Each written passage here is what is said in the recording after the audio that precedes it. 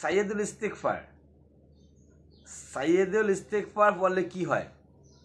অনেকে এই ধরনের প্রশ্ন করে থাকেন যে ইস্তিগফারের পাওয়ার কতটুকু, এটা পড়লে এটার ফজিলত কি, কি হবে? নবী মুহাম্মদ সাল্লাল্লাহু আলাইহি ওয়াসাল্লাম বলেছেন, যদি কেউ সাইয়্যিদুল ইস্তিগফার পাঠ করে তাহলে সকালবেলা যদি সে পাঠ করে তাহলে সারাদিন সে কার জিম্মায় চলে যাবে? আল্লাহর জিম্মায় চলে যাবে। সেই দিন যদি সে মারা যায় তাহলে সে জান্নাতে চলে যাবে। সকালবেলা পাঠ করলেন, পাঠ করে যদি আপনি ওই দিন মারা যান তাহলে আপনি জান্নাতে চলে যাবেন। এবং সন্ধ্যায় যদি পাঠ করেন, এবং সন্ধ্যায় পাঠ করার পর রাতের বেলা যদি মারা যান, একই ঘটনা ঘটবে, আপনি জান্নাতবাসী হয়ে যাবেন। তো সাইয়্যিদুল ইস্তিগফার সবচেয়ে স্ট্রং, পাওয়ারফুল, দামি ইস্তিগফার হচ্ছে এটা। যত ইস্তিগফার আছে তার ভিতরে এটা হচ্ছে সবচেয়ে শক্তিশালী ইস্তিগফার। ইস্তিগফারটা হচ্ছে কি?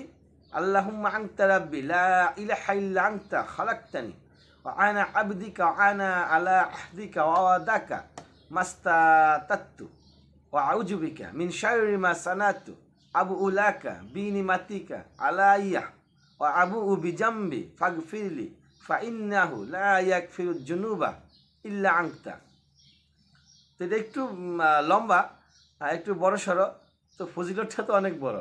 তো আমরা চেষ্টা করবো ইনশাআল্লাহ এই ইস্তিগফারটা সকলেই মুখস্থ করে নেওয়ার জন্য, এবং আমরা সকাল সন্ধ্যা হর হামেশা সর্বদাই নিয়মিত এই ইস্তিগফারের সঙ্গে জুড়ে থাকার চেষ্টা করব। তাহলে কি হবে? সর্বোচ্চ সাফল্য আমরা পেয়ে যাব। সর্বোচ্চ সাফল্য কোনটা?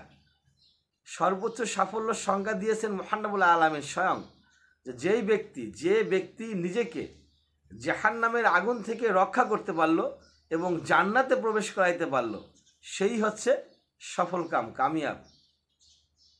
তাহলে আপনার সফলতা হচ্ছে ওই জান্নাত। দুনিয়াতে আপনার 50 তলা বিল্ডিংয়ের মালিক আপনি, আপনার হচ্ছে প্রাড়ু গাড়ির মালিক আপনি, আপনার কোটি কোটি টাকার সম্পদ আপনার রয়েছে, এটা সফলতা না।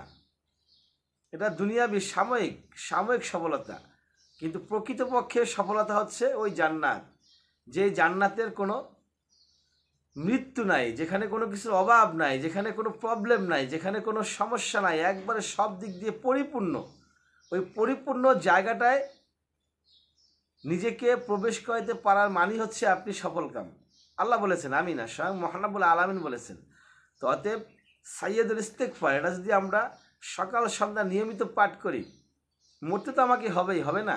তা আমি যদি আজকে সকালে পাঠ করি, সন্ধ্যায় পাঠ করি, দিন রাত যে কোনো টাইমে মারা গেলাম, তাহলে সেই সর্বোচ্চ সাফল্য পেয়ে যাবো ইনশাআল্লাহ। তো অতএব আমরা সবসময় এই সাইয়্যিদুল ইস্তিগফারের সঙ্গে জুড়ে থাকবো নিয়মিত।